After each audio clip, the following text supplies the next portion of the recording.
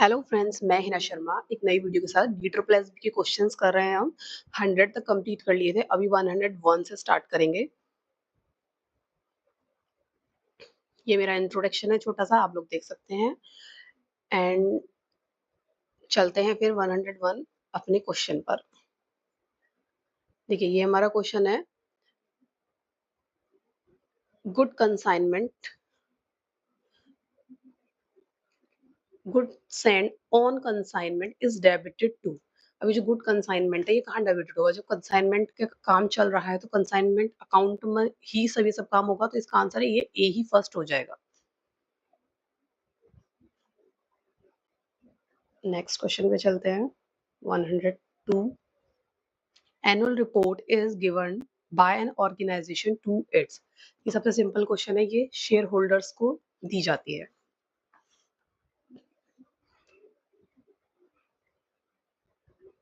Next question, which of the following does not hold short term claim as working balance against the major reserve centres.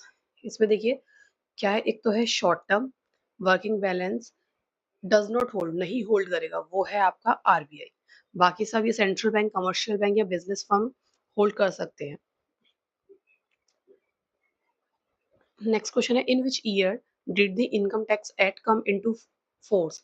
ये वैसे तो 1961 में आया था, लेकिन जो कम इनटू फोर्स है वो आपका 1962 और इसकी डेट है 1 अप्रैल 1962। Next question, which of the following statement is false. देखिए, फिजिकल डिस्ट्रीब्यूशन डिस्ट्रीब्यूशन के बारे में है, system create time and place utilities in product. हाँ, टाइम एंड प्लेस को यूटिलिटी बढ़ाता है।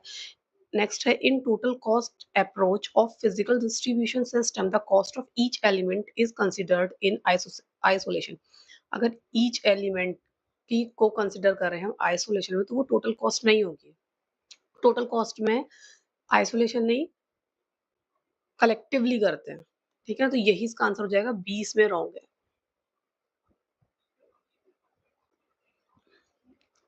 106 payroll software is an example of. Payroll software है जो पेमेंट के लिए सॉफ्टवेयर यूज होते हैं, तो ये आपका एप्लीकेशन सॉफ्टवेयर हो गया। एप्लीकेशन सॉफ्टवेयर होते हैं। विच of the following is not an advantage of departmental store. Departmental store आपने देखे होंगे अपने आसपास, देखिए इनके सारे पॉइंट्स पढ़ लेते हैं। These stores are able to offer various product at more reasonable price than the most other retailers. Retailers की कंपैरिजन में ये लोग ज्यादा रीजनेबल प्राइस पे बेचते हैं, ऐसा नहीं है। देयर सेंट्रल लोकेशन अट्रैक्ट, इनकी लोकेशन ऐसी होती है कि अट्रैक्ट करता है, क्योंकि ये कहीं ना कहीं अगर फ्रेंचाइजी है या कुछ है तो लोकेशन में एक ही होगा आसपास में। These store can afford to have effective advertisement, advertisement भी करते हैं, हाँ ट्रू है।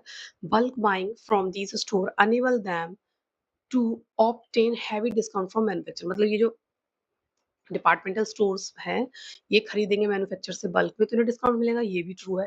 तो ये तो सब इसकी एडवांटेज हो गई, लेकिन यहाँ पर ये रिटेलर से कम रीजनेबल प्राइस पे देते हैं, ऐसा नहीं है। तो इसका ये आपका फर्स्ट आंसर ये हो जाएगा।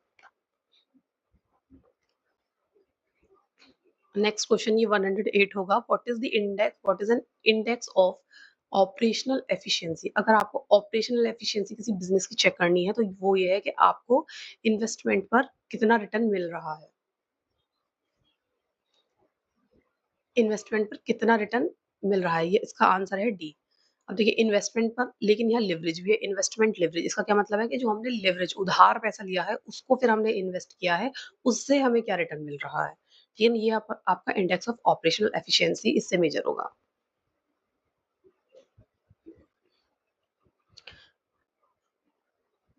अगला question, the word downsizing was coined bye. ये डाउनसाइजिंग वर्ड किसने दिया है? सबसे पहले ये वर्ड दिया है, हम देखेंगे इसका आंसर देखेंगे, ये दिया है स्टीफन रोच एंड मॉर्गन स्टैनले ने। अभी डाउनसाइजिंग है क्या? डाउनसाइजिंग आपका है कि आपकी जो ऑर्गेनाइजेशन है उसका आप साइज क्या करते हो, रिड्यूस करते हैं, जिससे कि आपका प्रॉफिट इंक्रीज हो सके। कैसे? अपने एचआर को कम करके, मतलब ह्यूमन रिसोर्स, लेबर कॉस्ट को कम करके आपका क्या होगा, प्रॉफिट बढ़ जाएगा। मतलब एक टाइम ऐसा आता है कि सेल्स कम होने लगती है, लेकिन एक्सपेंसेस वही होते हैं, तो एक्सपेंसेस आपको प्रॉफिट बढ़ाने के लिए एक्सपेंसेस को कम करना पड़ेगा। ठीक है, तो ये वर्ड दिया था स्टीफन रोच एंड मॉर्गन स्टैनले। अगला question, which of the following is an example of cash flow from investing activity. देखिए इन्वेस्टिंग एक्टिविटी, पहली बात तो तीन टाइप की आपकी एक्टिविटी होती है, एक आपकी इन्वेस्टिंग हो गई, दूसरी आपकी फाइनेंसिंग हो गई, एंड थर्ड होती है ऑपरेटिंग। ठीक है ना, ऑपरेटिंग होती है। तो आपके बिजनेस, आप किस प्रोडक्ट का बिजनेस कर रहे हैं, उसकी सेल परचेज हो रही है या उसकी खरीद सेल हो रही है, तो वो ऑपरेटिंग में आएगा। फाइनेंसिंग, जब आप कहीं से पैसे रेज कर रहे हैं, कहीं से पैसे का इंतजाम कर रहे हैं अपनी फर्म के लिए। इन्वेस्टिंग, कहीं आप पैसे इन्वेस्ट कर रहे हैं जिससे कि आपको कुछ रिटर्न मिल सके। देखिए पहला issue of shares, issue of shares आप इसलिए करते हैं आपको कैपिटल मिल सके। फाइनेंस अरेंज कर रहे हैं आप कंपनी के लिए। Repayment of long term loan, यही जो शेयर्स आपने लिए हैं उन्हीं का मानिए रीपेमेंट हो रहा है, वो भी एक लॉन्ग टर्म ही है शेयर्स, तो ये भी क्या है, फाइनेंसिंग एक्टिविटी है। ठीक है, सेल्स ऑफ इन्वेस्टमेंट, अब देखिए इसमें ही इन्वेस्टमेंट आ गया है, तो पहली बात तो ये ही हो सकता है bye non financial enterprises. Purchase of raw material, अगर रॉ मटेरियल परचेज हो रहा है तो ये आपकी कौन सी एक्टिविटी है, ऑपरेटिंग एक्टिविटी है, क्योंकि रॉ मटेरियल आप इसलिए परचेज कर रहे हैं जो आप अपनी कंपनी में बनाते हैं सामान, उसके लिए कर रहे हैं, तो ये ऑपरेशन से रिलेटेड है। ठीक है, ये तो इसके लिए आपका आंसर हो जाएगा सी।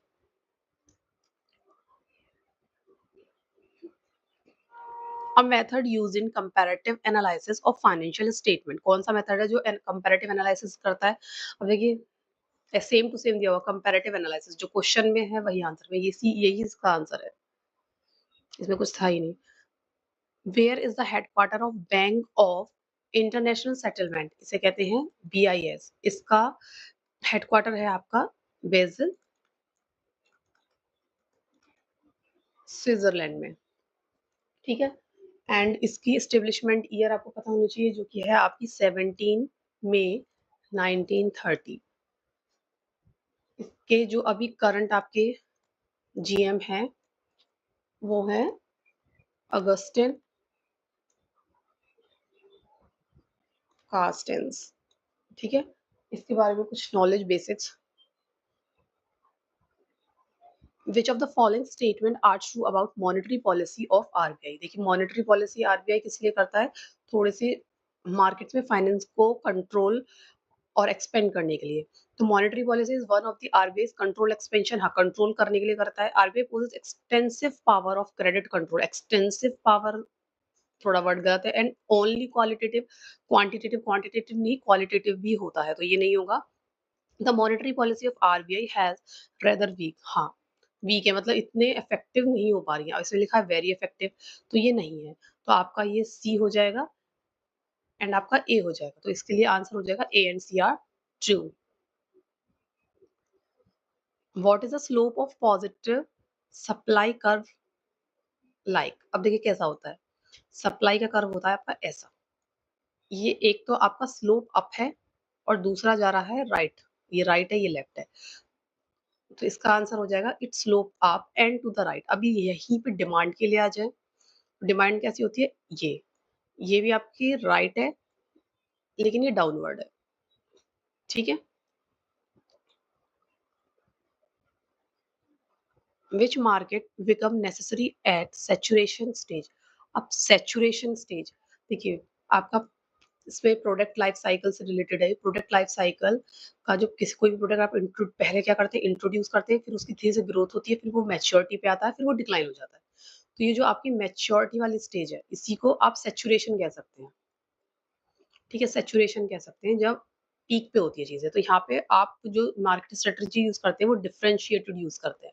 अभी ये जो तीन ये स्ट्रेटेजी होती है, चार मार्केटिंग स्ट्रेटेजी आपकी चार होती है। पहली आपकी होती है अनडिफरेंशिएटेड, अनडिफरेंशिएटेड कब होती है, जब आप मास मार्केटिंग करते हैं,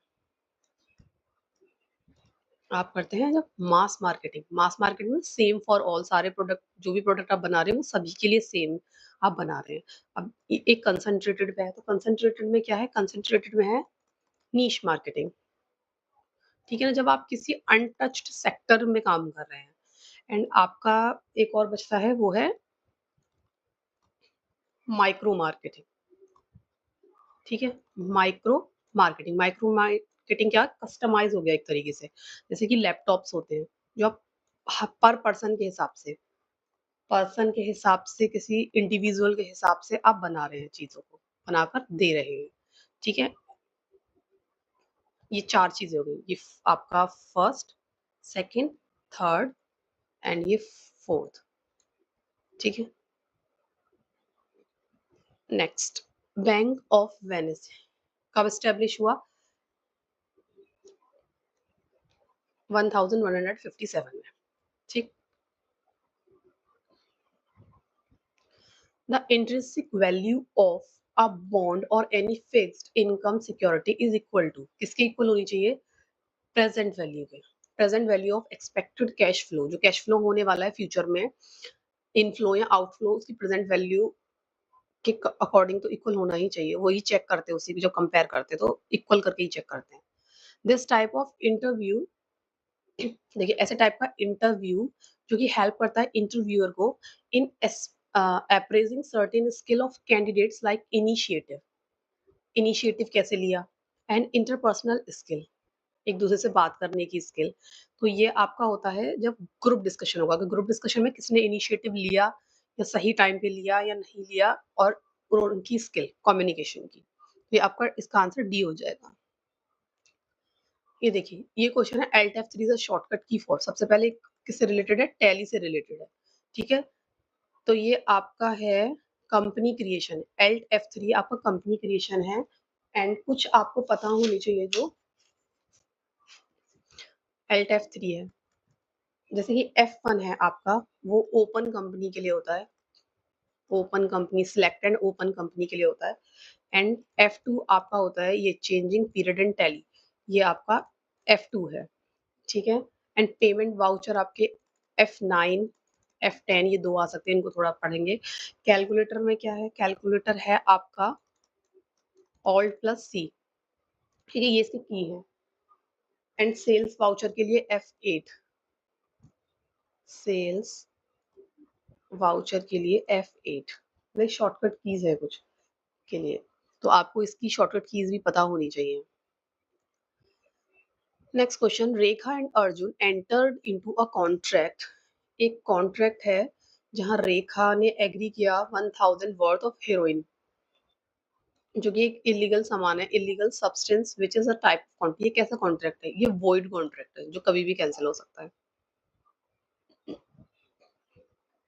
विच of the following term is dissimilar to the other four in the context of insurable interest? Insurable interest क्या है?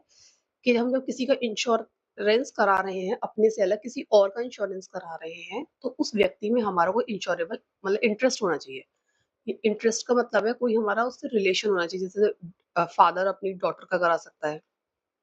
ठीक है, तो फादर का इंश्योरेबल इंटरेस्ट है किसमें? डॉटर में। अपनी वाइफ का करा सकता है, मदर का करा सकता है, क्योंकि उसका इंश्योर यानी कि पड़ोसी का भी करा दे। पड़ोसी का कोई इंश्योरेबल इंटरेस्ट, उसका इंटरेस्ट नहीं है उसमें, ऐसा ना कोई रिलेशन नहीं है या कोई मतलब नहीं है, इस तरीके से आप देख सकते हैं। अब इसमें देखिए, एम्प्लॉय एम्प्लॉय करा सकता है, एम्प्लॉय का इंश्योरेबल इंटरेस्ट है। क्रेडिटर अपने डेटर्स का करा सकता है, क्योंकि क्रेडिटर का इंश्योर, जैसे आपने इसका बताऊं, जैसे बैंक लोन देती है, तो जो लोन टेकर है उससे वो इंश्योरेंस करवाती है कि कल को बिल्डिंग में कुछ हो जाए, आपको कुछ हो जाए, तो बैंक का लोन कौन देगा? तो बैंक लोन दे रही है हमें, तो वो क्रेडिटर है हमारे लिए, और जिसको लोन दे रही है बैंक, वो उसके डेटर है।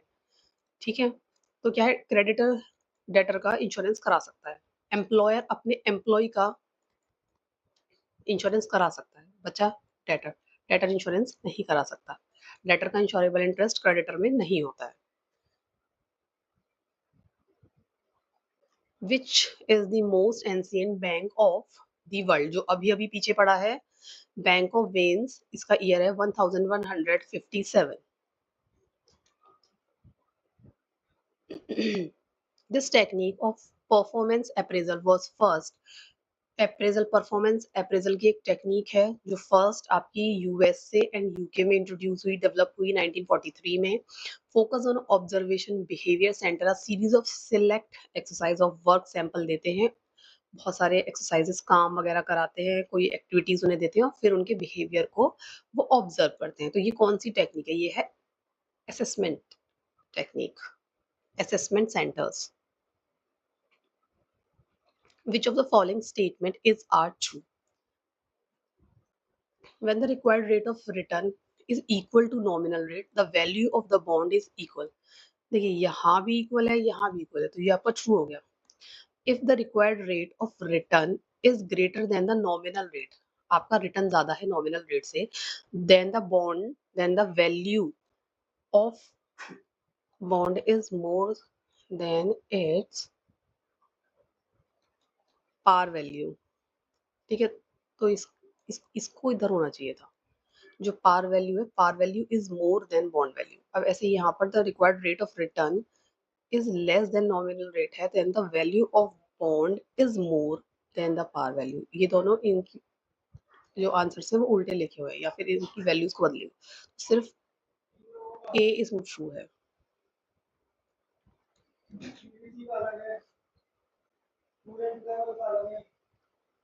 हाँ,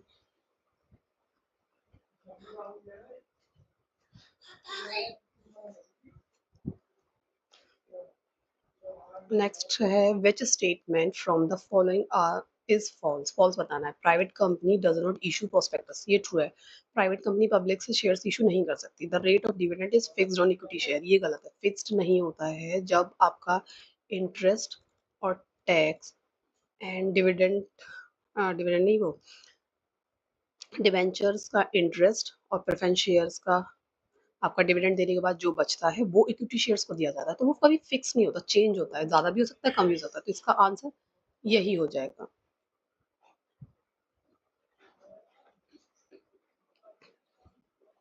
Okay, this type of contract involve a mutual agreement that come into being after an unexpected occurrence. Unexpected occurrence होगा तभी होगा. ये क्या है?